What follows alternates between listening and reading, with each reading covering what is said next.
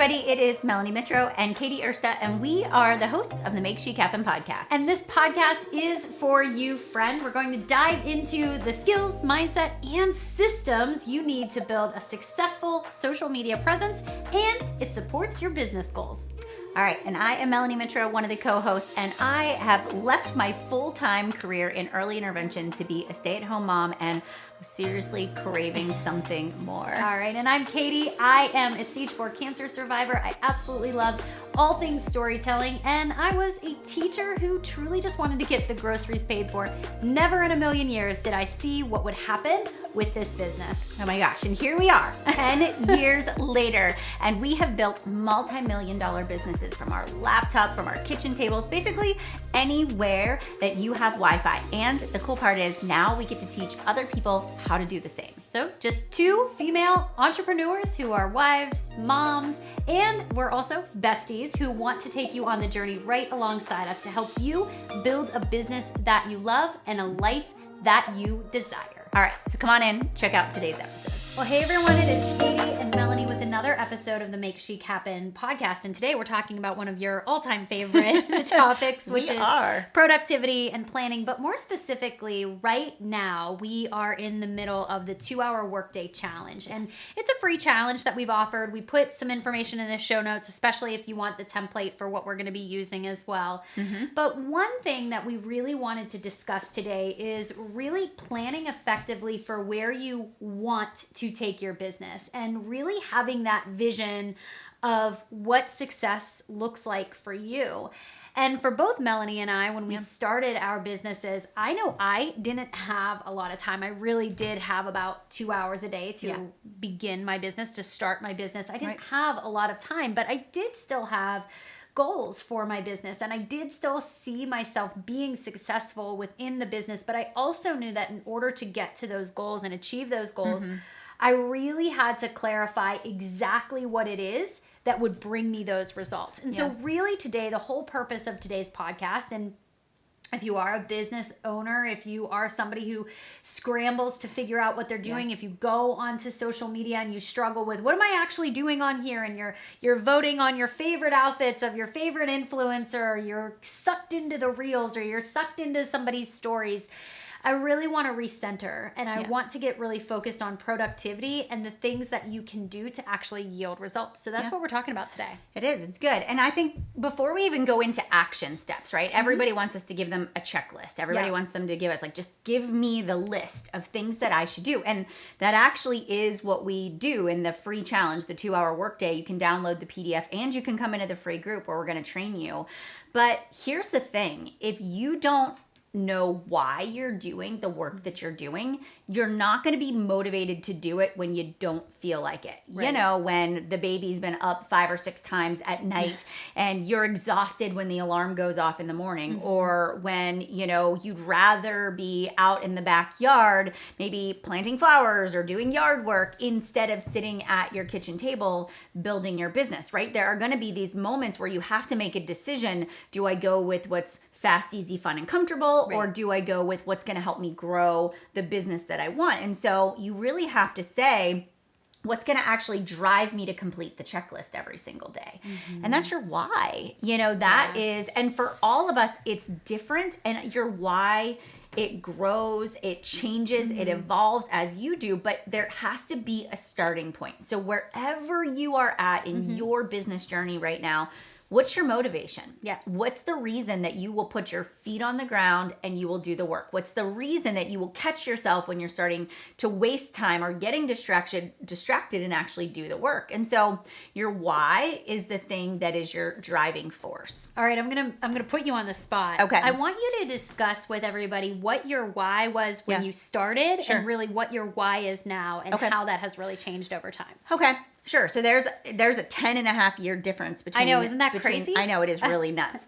So my why when I started, and I'll tell you this story. So I remember when I started in direct sales, right? Yeah. So just to paint the picture, we had a 6-month-old, which is Bryce, and Landon was 2.5. We lived in a townhouse. We were busting at the seams, right? Matt was working a corporate job, making decent income. Right. We'd gone to 4 years of college, right? We both sort of had good jobs. And so I can remember that pressure. It was like somebody was squeezing us, right? And it was like once the bills were paid at the end of the month, there was literally $75 left, right? And that was a Target trip or a date night. And there was no vacations. There was no moving to a bigger house, something we desperately wanted to do because we needed more room. Right. And so when I was introduced to network marketing and I became a coach with Beachbody, I was sitting at the kitchen table, earbuds in, 9 o'clock at night, boys are in bed, Matt's in the living room watching TV, and I was listening to the speaker. And the speaker was this guy who had 4 or 5 kids, and they were living in a double wide. I remember him saying they lived in a double wide. He had a like hands-on, like mechanical type job, and every day he would go to his job, and then on his lunch break he would go to his car and he would work his business. And then he talked about he'd come home, he'd play with the kids, he'd get them ready for bed, and then he'd go into the office or at their kitchen table and he would work. And he talked about how over this period of time, through his consistent hard work and effort, they were able to move to a bigger home. They were able to take a family vacation. They were able to pay off some of their debt. And it was like light bulb. Yeah. And I remember thinking, oh my gosh, if I put in effort and he's a normal guy and I'm a normal girl, I feel like I could help dig us out of some of this financial pressure that we were in. And so it became, all right, $500. What would an extra $500 a month do? I was like, that would cover the groceries for the month. That would give us a little extra, right? So I was really thinking about how the opportunity could change, and I was looking just like right in front of me, you know? And so that was my why. So when the alarm went off at 5 in the morning, I was thinking about how we wouldn't have to argue about money if I could create this additional income. So it was very much a driver to get out of that situation. And one thing that I want you to do as the listener of this podcast is I want you to note that Melanie didn't just talk about the action. She wasn't just talking about what she wanted to achieve. She actually was talking about the feel that was tied with achieving a goal, that was actually moving her life forward. And I very much clearly, even as you talked about this, I was going back down memory lane, and Melanie in the direct sales space, she's my upline, and she is the person who brought me into the company to Beachbody.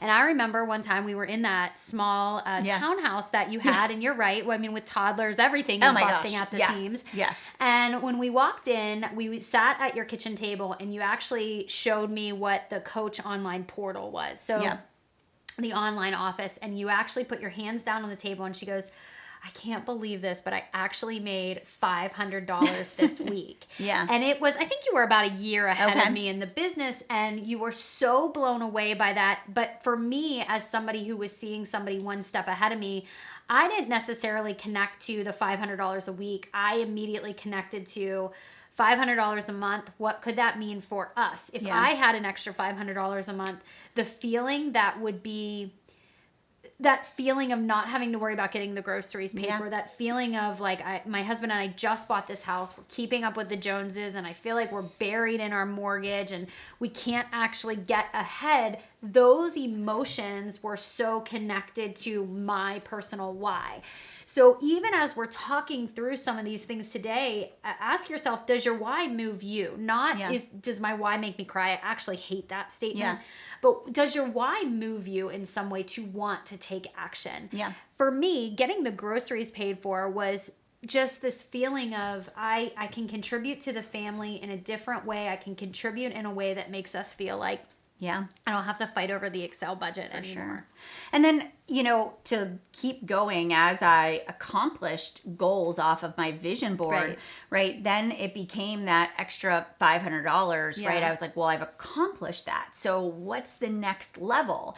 And so the next level, it began chipping away at the things that we wanted for our future, right? So it began like, okay, well, we've accomplished that. What's next? Okay, debt, right? And, you know, and savings and future planning. And then it became Matt leaving his full-time job, because that would have given us so much more flexibility in the way that we built the business. And so over the past 10 years, it's evolved and it's changed, but I'm always, and we are always, as we accomplish things, we are always going, okay, what is the why? Because it is easy to get complacent.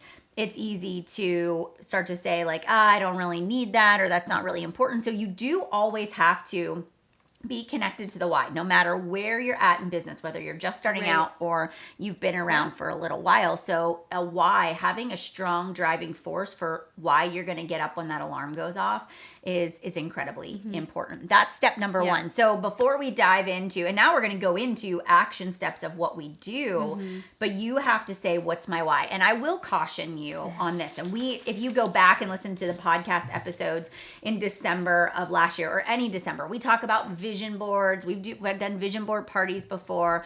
Be very careful that you're not looking around at what other people are doing. So other people in your same direct sales business, or other people that have a similar style business, and looking at what's on their vision board or what their whys are, and then saying, well, I have to have the same kind of why.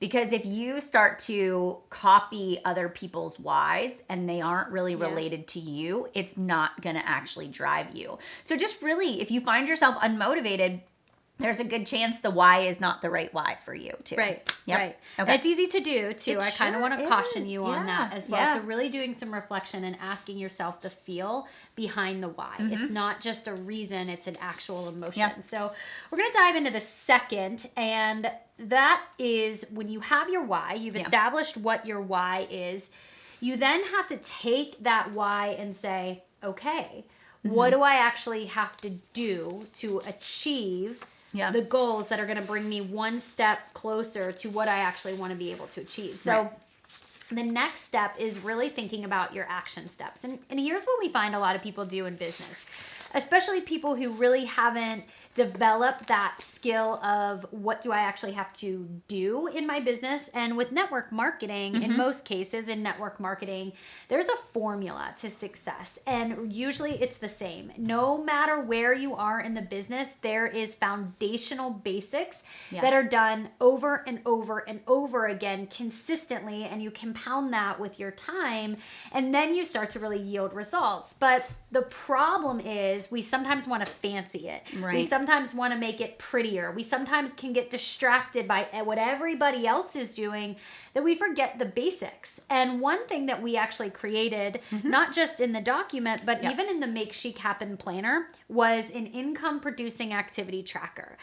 And that tracker is designed to help people clarify the specifics of what they need to do in order to achieve their results. Because when it comes to marketing, marketing is connecting somebody back to why you sell what you sell. And it also connects them to what the problem is that you as the actual marketer are resolving for a potential client. So when you think about marketing, you're showcasing your expertise. Even when you don't feel like an expert, there are certain things that need to be done in order to really establish yourself. And there's no way that can be done overnight.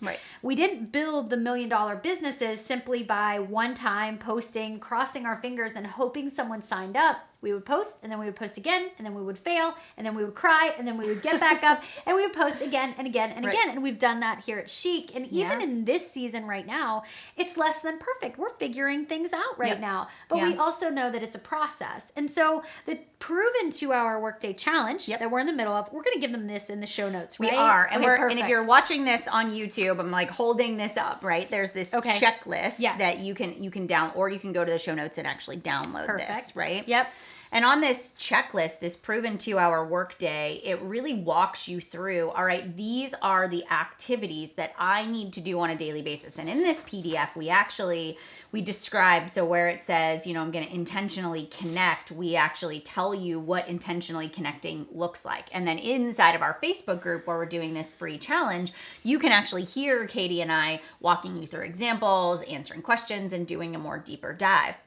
But when we look at this, and I'm just going to read them off to you, it's adding followers, it's intentionally connecting, it's your social media content daily, it's your stories that you put up daily, it's messaging the people that have engaged with any of the content you have shared, it's actually inviting people, following up, and really showing up and doing good customer service. And so Monday through Friday, we have it set up, and then we have a weekend plan as well.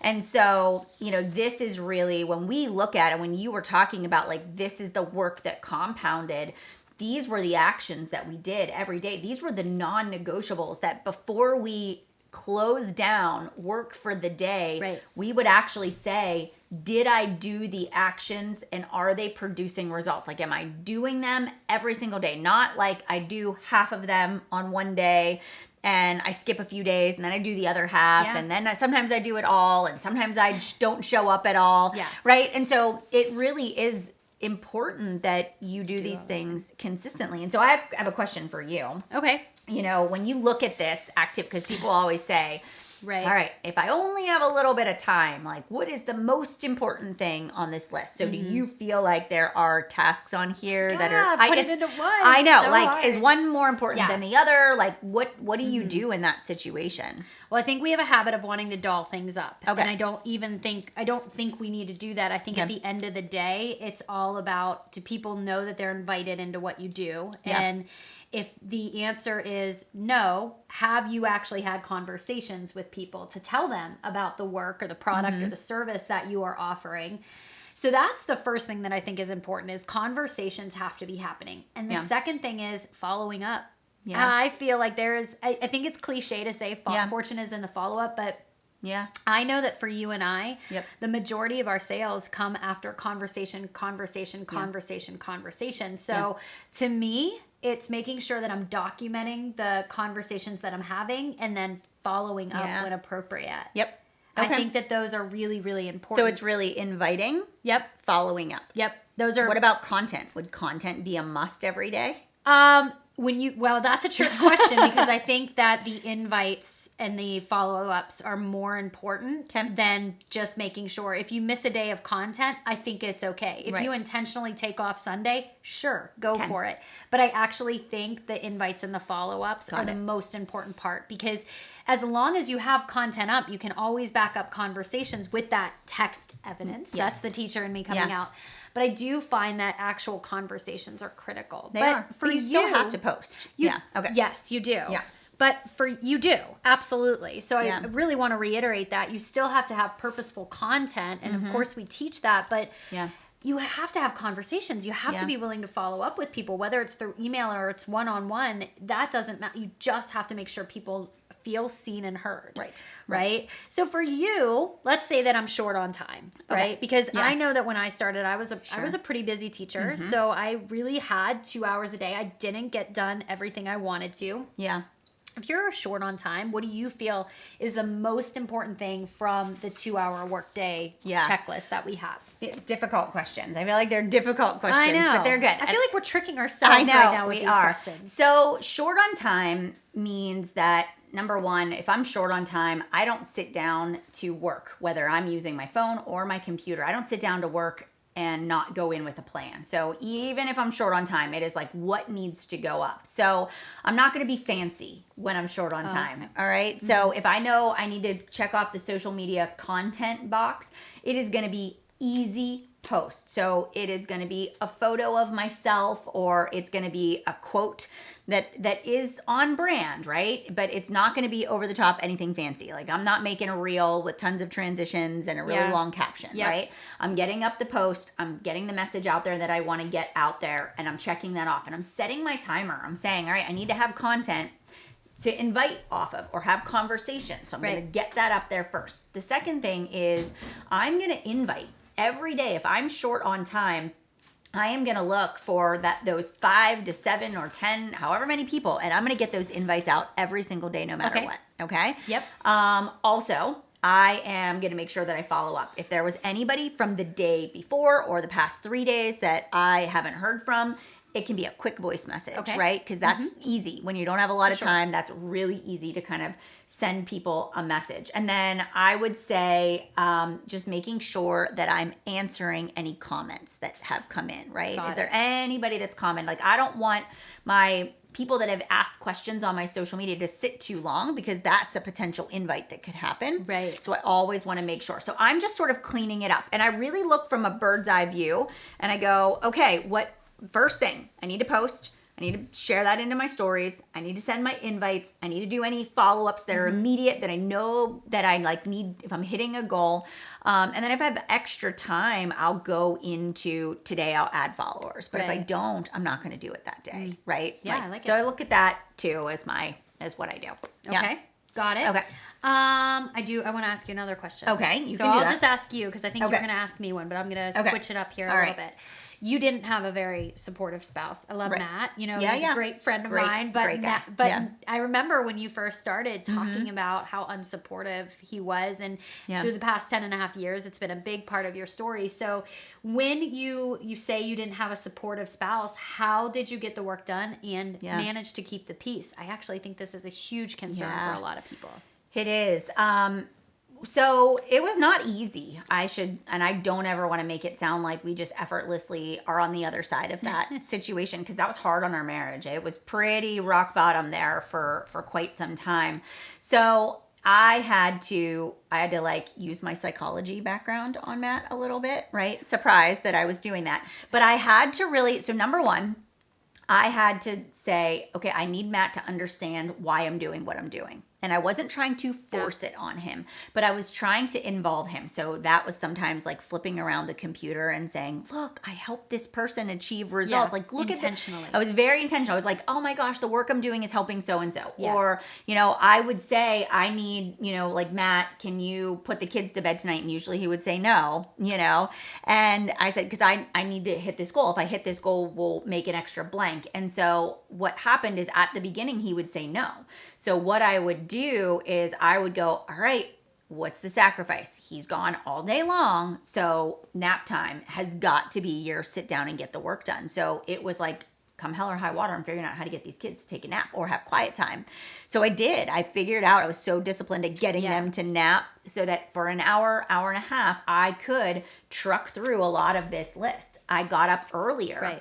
Before he would get out of bed so that I could get work done before he got up and I needed to get the kids ready to go. Also, on the weekends, right? Everybody slept in. I shouldn't say everybody. My husband slept in. The boys, as they got older, slept in. But they did. They slept in a little bit more. But if I got up at 5, if they got up at 7, I could get 2 hours of work in on Saturdays and Sundays. So I could kind of make up the gap. So I was like really careful of working around everybody else's schedule.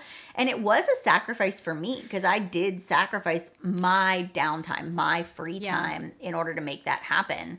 And I had to really be aware. Like, I took all the notifications off my phone so that at the dinner table I wasn't answering messages, because that just irritated him, that I wasn't present with the family. And I made all these mistakes, right? I irritated him. I did all these things until I figured out, okay, I can't do that. I have to sort of work around our family. Even as you're listening to this, because my story with that is not at all the same, but I will say that when Melanie speaks about this, it has to go back to your own why.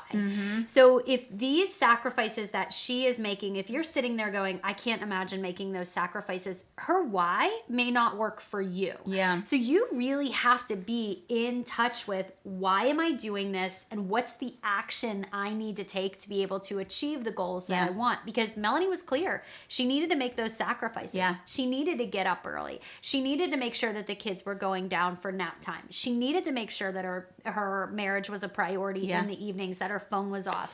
So you may not be in the same boat, but I want to note that, because your why just might be different than hers as well. Yeah, absolutely. And I was like, I want out of this situation so bad that I'm willing to do whatever it took, the financial situation. And I wasn't like, oh, woe is me. My spouse doesn't support me, so I can't build a business. I was like, I will find a way. Yeah. Which goes back to the Melanie being persistent in what she wants, right? Like, that's just how I am. Yeah. So what are you going to be persistent in, right? It might not look the same as me, but persistence has to be there. Yeah. Like yeah. Okay. So I get to ask you a question now. Because you and I are different. So I was stay-at-home mom building a business. Yep. you worked full time. Yep. And so I feel like, you know, we can look at this list and go, oh my gosh, how do I get all of that done while working my full-time job? So tell me how you did that. Okay. So I was working full-time as a teacher. Then I would go home and I would pick up my son from daycare. Yeah. And I wanted to be present with my son and my husband. And then it was time to work in the evening. So I really did have about a 2-hour work day. Yeah. And so what I would do is, number one, I was connected to my why. I knew exactly what goals I was working towards, and I also knew exactly what the action was that I needed to achieve to achieve those goals. Remember, my big why was getting the groceries paid for. I was so excited to be able to contribute that extra income every single month to be able to take some pressure off of my husband and I when it came to finances. And so what I would do is I would set goals that were attainable for what I was looking to achieve. So there was no big vision of multi-million-dollar success. It was get the groceries paid for. And so when I would work through this list, the first thing that I would do is I would make sure that my clients were well taken care of. Yeah. I was getting my content out and ready for the day. During that work day, there was no time to work my business. And then when I got home, that's when I started focusing on my invitations. That's when I started focusing on my follow-ups. That's when I started going back and thinking about, what am I actually marketing? Are there team calls that I need to get up to date? Are there other things in my business that aren't the top priority, but they do matter to my business?